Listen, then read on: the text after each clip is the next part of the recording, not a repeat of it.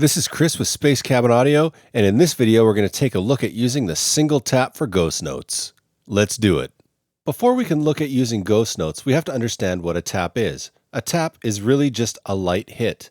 So instead of a big hit like this one, we would actually have a really soft hit. So I could put one here, for instance, and really bring down the velocity.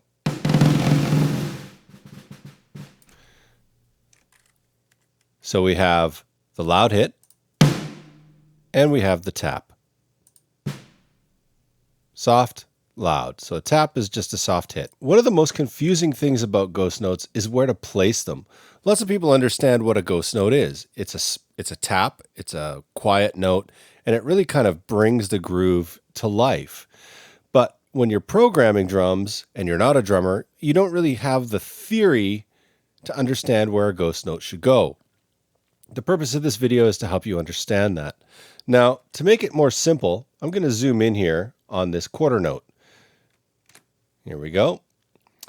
And if we look, we can see 1, 2, 3, 4 16th notes that can happen within a quarter note value, which is very cool. And we would count them 1, E, and A. So 1 E and A, 2 E and A, 3 E and A. This is how we would count 16th notes over the duration of a quarter note. It's important to understand that a ghost note will usually fall on the E or A of the beat. So 1, E, and A right here. So I'm going to place this ghost note right on the A. And let's take a listen.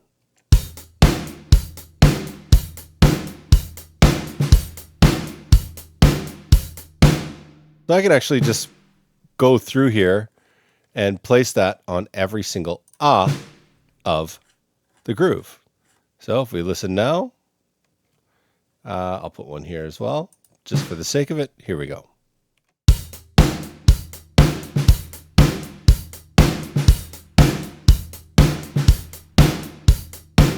We've all definitely heard this beat before.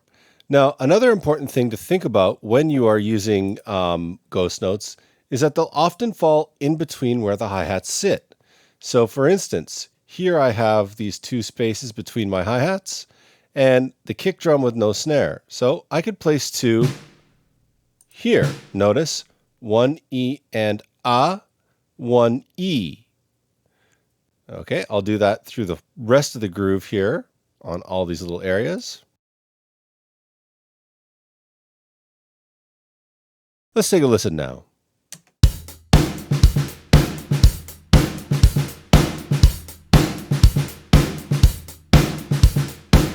This is very, very cool, but we're going to want to adjust our velocities as we always do. I'm just going to turn this off so we don't hear it. And I'm going to take the second one of each of these and turn them down. I'm going to just bring it down so that it's a lighter hit than all of the rest of them. Again, I'm not going to pay very close attention to what velocity I'm bringing it to. I'm just going to make sure that I bring it down. Let's take a listen now.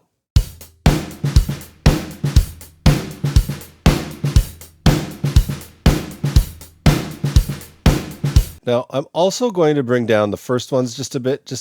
They're just pushing just a little too hard for me right now. I like the pickup here, but I don't like the first one. There's just a bit too much push. And now let's take a listen.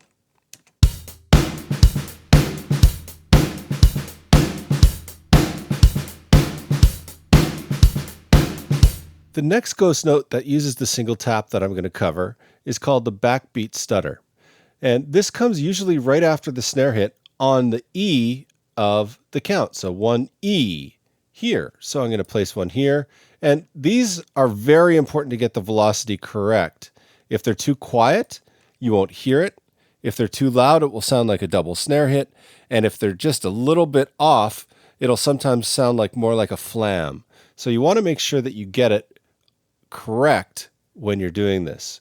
So again, I'll put another one here, and I'll just bring this down just a little bit. There we go. Let's take a listen at how this sounds now.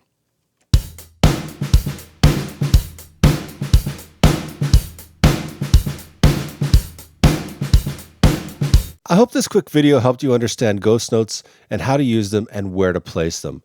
In the next video, we're going to take a look at using different rudiments for ghost notes. This is Chris with Space Cabin Audio. Thanks for watching, and I'll check you in the next video. Talk to you soon. If you like this video, like, share, and subscribe to our channel. Also, check out some of our drum libraries at spacecabinaudio.com.